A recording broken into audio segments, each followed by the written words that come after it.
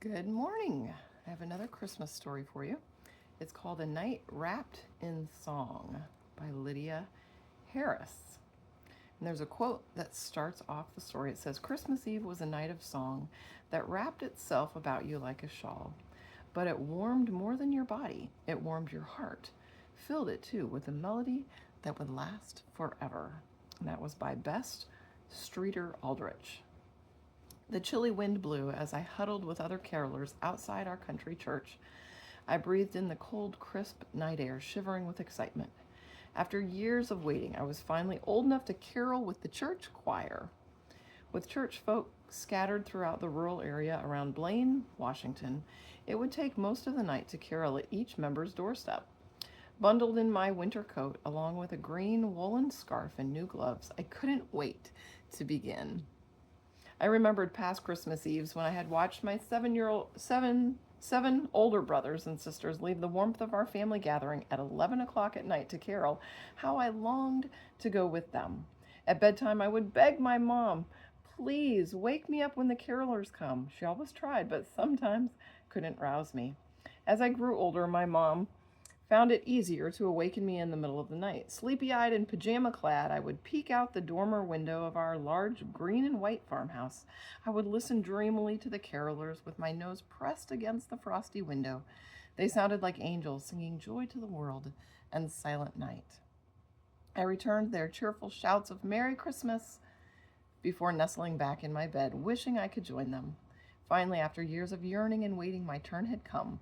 The wind nipped my rosy cheeks. A few snowflakes would make it perfect. The choir director's voice interrupted my dreaming. Let's get organized, he said. How many of you can take your cars? I looked around at the young men offering to drive. I hoped to sit in the front seat between two of them. But other teenage girls experienced at flirting won those seats. I piled into the back seat with friends, just excited to be going along. We sang, laughed, and chatted as we drove through the countryside, stopping to sing for church members. By starlight and flashlight, we crunched our way over the frozen ground to the front doors of farmers' homes. Most folks expected us and flung their doors open, inviting us for a snack. Even at 2 or 3 in the morning, sipping hot chocolate by the crackling fires warmed us inside and out. Their generous hospitality forced the choir director to limit the number of families allowed to feed us. Otherwise, we'd get sick from feasting in each home. Even so, we waddled to the cars, stuffed like fat Christmas geese. We continued our caroling, refueled with sloppy joes, hot dogs, and fudge. As the night wore on, our throats wore out from singing in the winter air. We sounded more like croaking frogs than the angelic choir I remembered hearing as a child. After arriving home at 5 o'clock in the morning, I snuggled beneath my thick, handmade quilt. I tried to snatch a few hours of sleep before the Christmas morning church service, where the choir would sing again, but falling asleep wasn't easy with the excitement so fresh in my mind. The night had been better than I imagined. No, I didn't hear angelic hosts sing glory to God in the highest to country shepherds, but I sang of his birth to country church members. I hadn't seen one bright star in the sky, but I had sung by starlight about the star of wonder, star of night.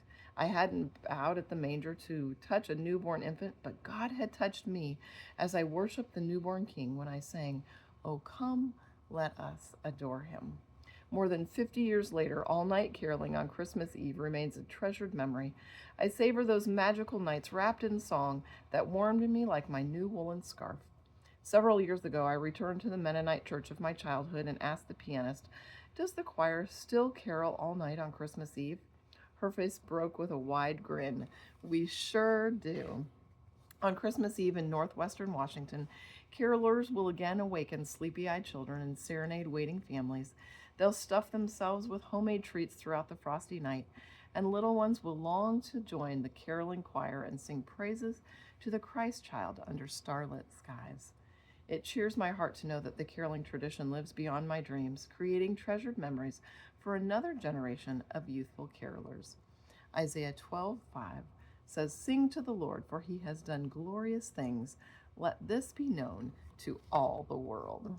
I love that. What a fun memory. I've never heard of caroling all through the night, but I can imagine that it made amazing memories and it gladdened many hearts. I hope you all have a wonderful day.